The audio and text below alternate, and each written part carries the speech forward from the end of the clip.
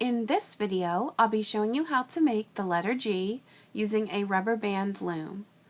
I'll be using a rainbow loom, but you can use any brand of loom that has the pins in a straight row. And since I will only be using one row, I remove the other two, but if you have a loom where the pins don't come off, that's okay. And you want to start with the arrows facing away from you. And you will need a total of 19 rubber bands. So for each band I place on the loom, it is going to be doubled. So I just place it on my hook, twist, and put it back on. So you'll see 2 bands on the hook. And I'm going to start on the end here and just go to that next pin up. I'm going to place a total of 12 rubber bands on the loom. And they're just going to go one right after the other.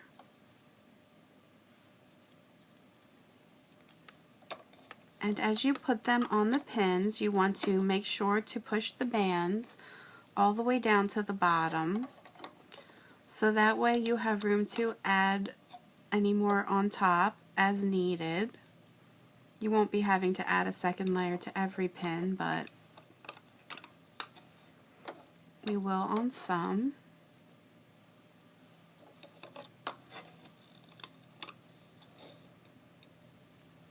So as I've said, we're going the length of 12 rubber bands, and that's going to take you all the way to the end of the loom if you're working with a rainbow loom. I'm not sure about the other brands, if they're the same length or not. I think some of them are, or most of them.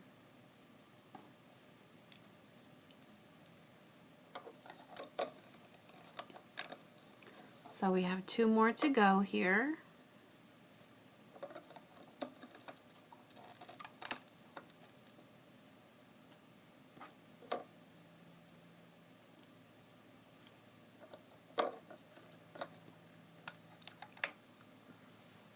And so now we want to go back to the start.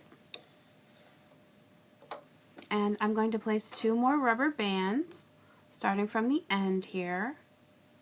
Again, they're going to be doubled.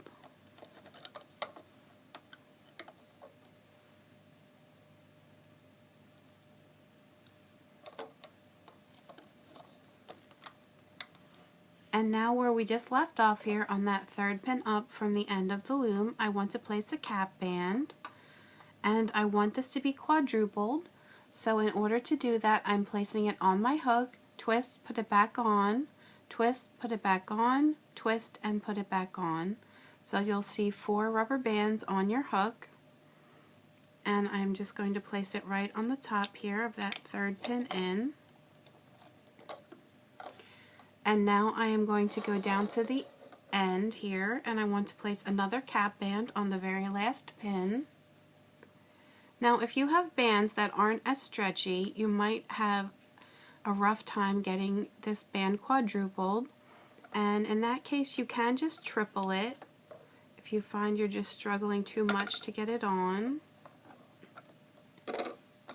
And so now I'm going to turn the loom around so the arrows are facing towards me, and I am going to go down through the end here where the cap band is, push back on those top 4 bands, grab the next 2,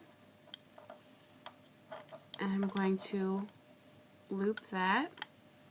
And now what I want to do is put my finger over top of this 2nd pin, and I'm going to take this band off that I just looped, and I'm going to pull this out to the right. I want it to go all the way straight out to the right. Push this down. And now I want to take another rubber band, and from this same pin, this 2nd pin up, I'm going to place another rubber band, and it's going to stretch down towards me. And then again on this very end pin, I want to place a cap band that I'm going to quadruple. And I'm going to place it right on the top. And now what I want to do is loop just this one band again. So I'm going down through the middle, getting these top 4 bands behind my hook, grabbing these next 2 bands, and looping that. And now I want to again place my thumb over top of this pin. I'm going to take this one off, and this time I'm going to put it out to the left hand side. So I want one to go out to the right and one to the left. And now I'm going to loop these top bands, this top layer, just these 2 bands. So on this 3rd pin in from the end, I'm going down through this cap band. I'm pushing back on the top 4 bands, and I'm grabbing the next 2 bands in line. Make sure you're not doing anything with the bottom bands. We're only worried about this top layer. And then go up to the top here. And now I'm going to place my thumb over top of this end pin, stick my hook down through the cap band, and release these 2 bands. And I want this to go out to the right. And now I can come back down to the bottom here, and I'm going to loop the rest of these bands. So on this end pin, it's going to be very full. You're going down through all of these top bands and pushing back on them until you just see the bottom 2. You want to grab the bottom 2, and you're going to be careful and pull them out, and just you may have to just wiggle this back and forth. Be very gentle because it is full, so it will be tight, and you don't want any of the bands to break. So I'm going to loop the length of 2 rubber bands, and I'm going to stop for a minute, put my thumb over top of this pin, and carefully reach my hook in and remove this from the end. And I want this to come out to the right hand side. I'm going to angle it around as far up as I can without it being in the way of me looping here. And now I'm going to loop 2 more rubber bands, so I'm pushing back on all of these upper bands, getting the bottom 2 here. And now again, I'm going to stop, put my thumb over top here, and remove the next 2 that we looped. I'm going to again angle this around, and then I'm going to do 2 more. So I'm just stopping every 2 bands that I take off, just so I can get this letter angled properly. So again, I'm going to put my thumb over top and take these 2 off that I looped, and every time I just keep angling it out to the right. So I'll do the next 2. And now I'm going to remove them.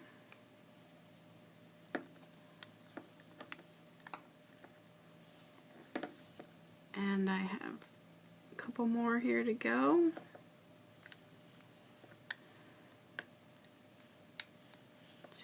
And I'll just go all the way to the top this time. And now I'm going to put my hook down through the middle, make sure it goes through all the bands, push it out to the side. Should have 1 band left.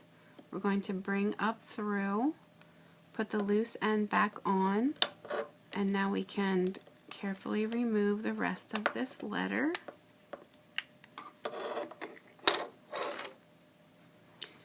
And now I'm going to take the band that is closest to the end of my hook and pull it through the other one, and pull that tightly. That's going to make a slip knot. And then here is your G, and you may have to work with the bands a little bit to try and get it angled how you want it.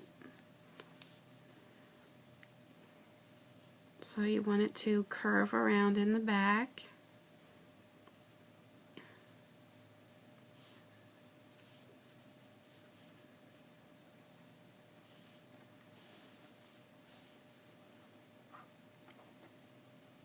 And so here is your letter G. And here's another G that I made with turquoise bands.